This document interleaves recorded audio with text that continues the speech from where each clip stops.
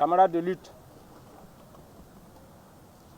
la leçon que nous pouvons retenir de ce mois de septembre est la suivante. Celui qui ne se souvient pas du passé sera condamné à le revivre. Donc je répète, celui qui ne se souvient pas du passé sera condamné à le revivre. D'où l'importance de connaître l'histoire, aussi bien sa propre histoire que celle des autres, pour ne pas avoir à chercher inutilement à réinventer la roue dans la douleur.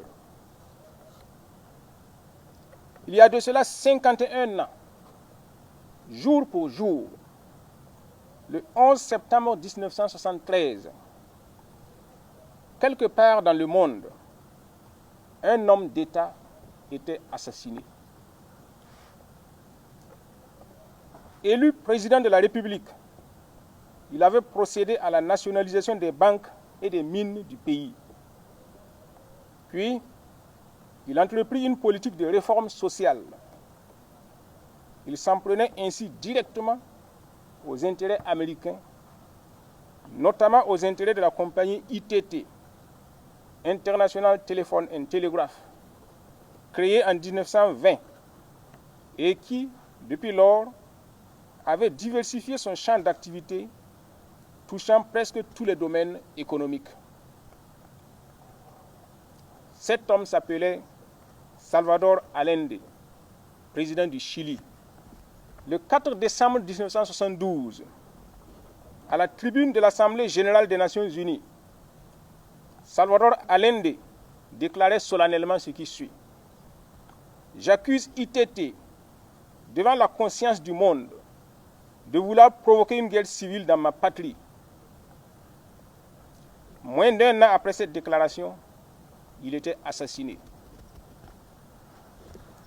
Allende avait été élu le 4 septembre 1970 par une coalition d'unité populaire, c'est-à-dire par le petit peuple des travailleurs et des laissés-pour-compte du Chili. Dès son élection, la CIA avait prévenu qu'elle préparait une intervention militaire pour le destituer.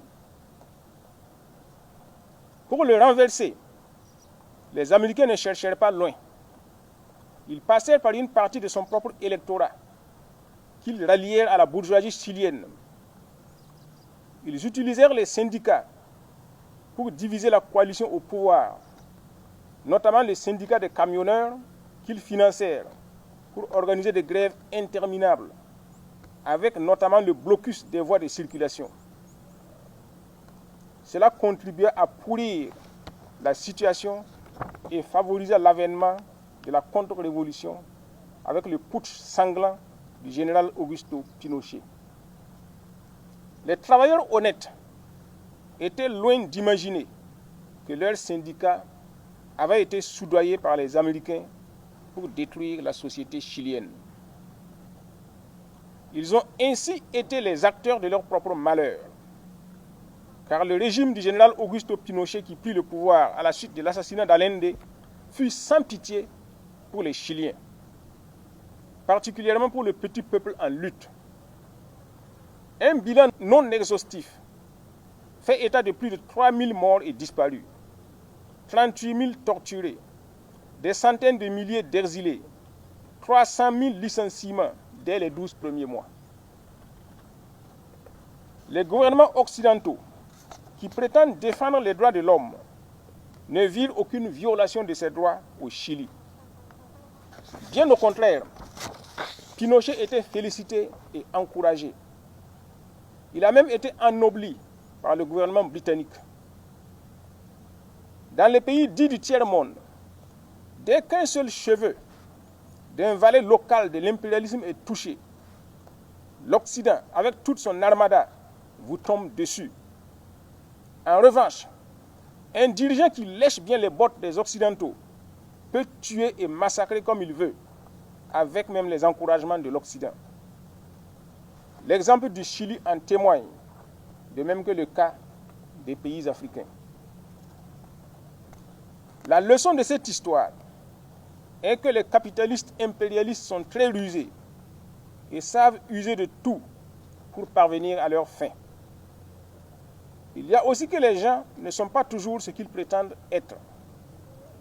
Qui eût cru que des syndicats censés lutter pour le mieux-être des travailleurs et de leur pays s'acoquineraient avec des capitalistes impérialistes américains pour détruire leur propre pays? On retiendra aussi que l'appât du gain et des ambitions débridées peuvent transformer l'homme en loup pour ses semblables.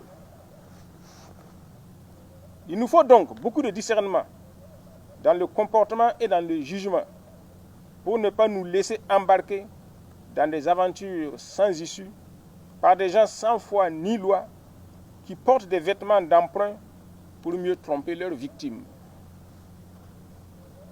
Nous sommes tous témoins du drame qui a eu lieu à Barsalgo le 24 août 2024. Cela n'a pu être possible que parce que nous avons été dupés.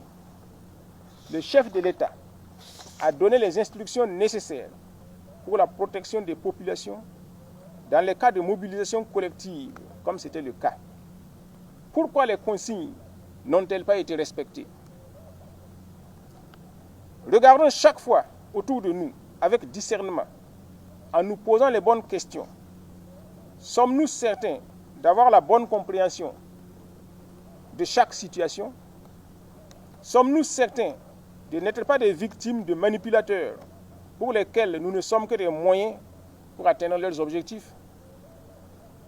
Prenons le soin de méditer sur les événements du 11 septembre 1973 au Chili. Prenons conscience des réalités du moment pour ne pas être surpris par l'histoire.